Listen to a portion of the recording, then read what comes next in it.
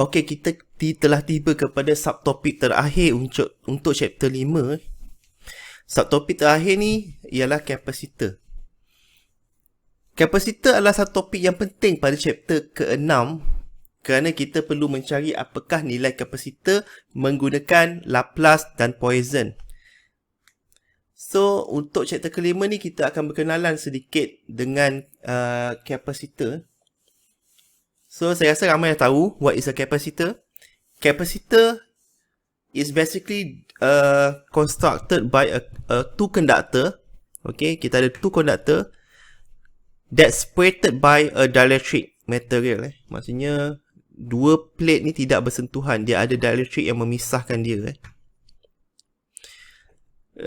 The capacitor can be parallel plate or maybe in the form of a cylindrical ataupun coaxial cable macam ni. So kita ada metal plate dekat dalam pada R sama dengan A maybe yang lebih kecil, dan kita ada outer conductor biasanya R sama dengan B besar sikit. So kita punya dielectric juga in between these two surface. The dielectric could be more than one. Maksudnya dia boleh ada banyak jenis dielectric kat dalam ni. So depend lah. And capacitor could be parallel or series. Maksudnya dia boleh jadi banyak capacitor ni. Depend kepada macam mana kita arrange that kind of capacitor lah. Misalnya kalau saya tambah another one metal kat sini, dia akan jadi capacitor dalam bentuk apa? Parallel kan? Kalau saya tambah kat atas ni pun sama. Dia akan jadi parallel. So total capacitor tu perlu ditambah. Alright, untuk mencari kapasitor kita perlu menggunakan this simple formula, C equal to magnitude of Q divided by magnitude of VAB. Okay, kalau kita refer kepada these two parallel plate capacitor, let's say satu permukaan kita apply dengan positive Q and another one surface kita letak negative Q. So between these two surface kita ada potential difference of V. Let's say this one is A, this one is B, so VAB. So kita akan gunakan this kind of information untuk mencari kapasitor. So rumus untuk C kita boleh kembangkan kepada Q kepada rho S ds dan again kepada dn.ds because dn equal to rho S. Dan V can be negative E.dl. Ni soal yang kamu dah belajar pada chapter potential. Kemudian untuk mencari electrostatic energy kita menggunakan formula. Okay, energy equal to 1 over 2 Q VAB. Ataupun kita boleh expand another more Q ni kepada C VAB. So kita dapat tenaga sama dengan 1/2 C VAB square. Tengok mana maklumat yang diberikan. So kita pergi kepada contoh lah untuk melihat dengan lebih lanjut. Example 5. A very long coaxial cable of length L as shown below has epsilon equal to epsilon naught epsilon R for A less than R less than B. Other region is epsilon equal to epsilon naught. If a charge Q is replaced at R equal to A, while negative Q is placed at R equal to B, find capacitance of coaxial cable and next the electrostatic energy stored in the capacitor. So kita ada coaxial cable, kita ada Q dekat R sama A dan negative Q pada R sama B. So between these two metal kita ada epsilon equal to epsilon naught epsilon R. So dielectric material. Selain itu, kat dalam, kat luar, dia merupakan sama ada free space ataupun vacuum. Itu soalannya. So penyelesaiannya, so kita boleh tulis rumus untuk kapasitor C sama Q divided by VAB, di mana Q sama dengan rho S ds ataupun depend kepada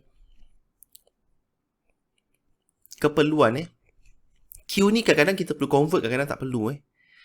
Dan potential sama dengan negatif B to A E.dl. Kalau kita nak cari potential between A, B. And next, kita ada charge density, rho S equal to D.N. Dan last sekali, electric field intensity. Yang this one kita menggunakan Gauss law. Gauss law, kamu kena ingat lah, the closed integration of D.ds equal to Qn close. So, D kita boleh kembangkan kepada epsilon E. So, saya letak siap-siap epsilon E.ds. So, untuk menyelesaikan masalah ni, kita perlu menggunakan reverse engineering lah. Daripada bawah ke atas. Tetapi tidak semestinya yang tengah ni perlu dikira. Kadang-kadang tak perlu. Depend kepada soalan, keperluan soalan. Untuk soalan ini tidak perlu. Alright, so kita punya aim first nak kira kita punya E-field lah. So, nak mengira E-field, kita perlu apply Gauss law pada kita punya coaxial cable. Okay, kita buat Gaussian surface inside the dielectric material. So, between these two plate lah. Dengan jejari R. So, kita apply Gauss law. Di mana the epsilon E.ds sama Q enclosed. Okay. So, ds kat sini adalah field yang keluar. Kat mana permukaan field yang keluar? Field keluar hanyalah pada arah R. Dan Q enclosed ni, Q pada A lah. Yang kat luar ni kita tak enclose. Okay. So, Q kat sini saja. So, bila kita selesaikan this one, sepatutnya kamu dah tahu macam mana selesaikan Gauss law. E adalah E pada arah R, komponen R. Dan ds ni ialah bila kamu selesaikan permukaan sisi ni, R dv dz. Bila kamu selesaikan R dv dz, kamu akan dapat 2 pi RL sama dengan Q divided by epsilon R epsilon naught. This one kata epsilon kita pindah bawah sini. So, E sama dengan Q divided by 2 pi epsilon R epsilon naught RL pada arah R volt per meter. So, since D sama dengan epsilon E, so kita boleh cari D menggunakan kita bahagi, kita darab dengan epsilon lah. Dan rho S pun kita boleh kira menggunakan formula D kuasa N. Tapi untuk soalan ni tak perlu kau kira dua benda ni sebab kita tak perlukan nilai this nilai. Kita cuma nak cari apakah kapasitor. So, kita perlu cari nilai potential.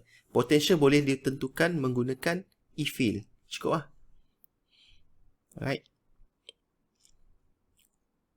So, potential VAB equal to negative B to A E.dl. E yang kita kira tadi. So, kat sini kita masukkan nilai E yang kita kira.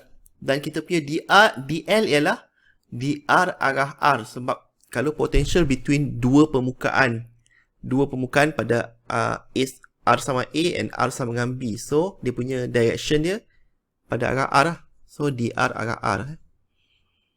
So, bila kamu selesaikan, kamu keluarkan everything constant keluar dan kamu akan buat integration terhadap 1 over R. Bila kamu buat 1 over R dr, this part akan menjadi ln R. Daripada B to A, ln R. This one negative. Alright. Ini yang pasal dapat 4 ni. Ni sepatutnya 2. Ni ada silap typo. So, dia akan jadi negatif Q divided by 2 pi epsilon R epsilon naught L. So, bila kamu masukkan nilai, kamu akan dapat, last kali kita dapat Q divided by 2 pi epsilon R epsilon naught L ln B over A volt. Finally, the capacitance C sama dengan Q divided by VAB. So, Q, kita leave it as a Q and VAB adalah benda ini. Bila kita masukkan dalam, kita boleh cancel out Q. So, our final answer is equal to 2 pi epsilon R epsilon naught L divided by ln B over A farad. So, kalau kamu lihat kepada solution ni, kita lihat bahawa capacitance tidak bergantung kepada nilai charge dan juga nilai potential. Maksudnya kalau kita naikkan charge, kita apply potential yang berbeza, nilai capacitance tetap sama. Kerana nilai capacitance adalah bergantung kepada dia punya material, dielectric material, dia punya length of coaxial cable dan juga jejari, dia punya radius, the ratio of B over A. Itu yang penting. Next, untuk mencari nilai energy store in the capacitor, W equal to 1 over 2 QA VAB. This one formula yang kita bincang tadi. So kita masukkan nilai yang kita dah kira. VAB ni apa? So QA is Q lah, positive Q. So VAB yang kita kira kat sini. So kita akan dapat dia punya jawapannya Q square divided by 4 pi epsilon R epsilon L ln B over A joule. So daripada penyelesaian untuk energy, okay, energy dia bergantung kepada nilai charge. Okay, nilai charge berapa? Bila charge dia banyak, maksudnya lebih banyak energy tersimpan dalam kapasitor. So kita tamat untuk chapter 5. So macam biasa, kamu akan diberikan kerja rumah untuk kamu cuba selesaikan sebelum saya bagi jawapan. Okey, untuk soalan Q1 ni adalah simple resistance. Kamu diberi conductivity, area dan juga length. So guna formula R sama L divided by sigma S. And this one, question 2 ni ada a little bit tricky sebab kamu diberikan satu figure yang tidak konsisten. It's just a part of apa benda ni? Disk hollow disk. So kamu ada dia punya jejari dia A ke B, dan dia punya phi dia kat sini dia beri pi over 3. So dia punya conductivity sigma berapa, inner radius berapa, outer radius berapa, dan thickness substrate ni berapa. So kamu diberi juga E-field. Untuk kat sini, kamu perlu mencari apakah nilai resisten pada arah R, pada arah phi dan pada arah Z. So, dia berbeza. Cuba buat dulu. Untuk soalan ketiga ni adalah topik polarization dan bounce charge. Cuma untuk soalan ni, dia tidak beri apakah nilai kita punya field source. Kamu kena cari sendiri. Dia cuma bagi satu surface charge yang mempunyai keluasan infinite disk. Maksudnya kamu kena tengok balik chapter-chapter yang lepas, apakah E-field yang dihasilkan oleh infinite surface charge. So E-field ni sepatutnya normal kepada kita punya dielectric ni. Bila di source ni normal ke sini, bila dia interact dengan dielectric material ni, dia akan menghasilkan polarization. And so polarization ni yang kamu kena cari untuk soalan yang kedua. Yang pertama ni field intensity. Yang kedua polarization inside dielectric. Bila kamu dapat polarization, kamu kena cari bound surface charge pada Y sama Y1 dan Y sama Y2. This one kamu kena guna formula rho SB sama dengan P dot N. N is normal kepada surface yang kamu nak cari. Kalau Y sama Y1 normal ke sini, Y sama Y2 normal ke sebelah sini. Dan last sekali, find the bound volume charge inside the cubic. This one is a rho VB sama dengan negative divergence of polarization. Normally kat dalam ni nilai dia kosong, tapi kamu kena check juga nilai kosong atau tidak. Kena check dulu. Untuk soalan keempat ialah kamu diberikan topik boundary condition, di mana ada susah sikit sebab dia ada banyak boundary. Boundary pertama, contoh kalau kita ambil yang source yang EA ni, kita ada boundary this one metal pertama, kita ada metal kedua, kita ada satu lagi kat dalam. So maksudnya kamu kena buat analisis pada this part. Bila kamu dapat apakah E kat sini, kamu kena cari dulu pada this part, this analysis. So dia double. Sama juga untuk arah daripada sini.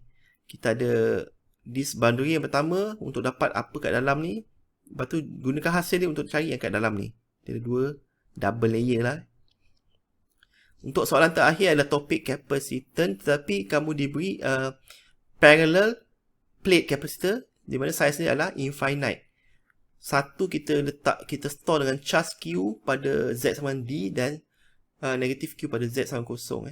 So kamu kena cari apakah nilai capacitance dan juga energy. Macam contoh yang sebelum ni. Okay, kat sini dielectric and atas ni vacuum or free space. Itu saja untuk topik chapter 5. Okay, terima kasih.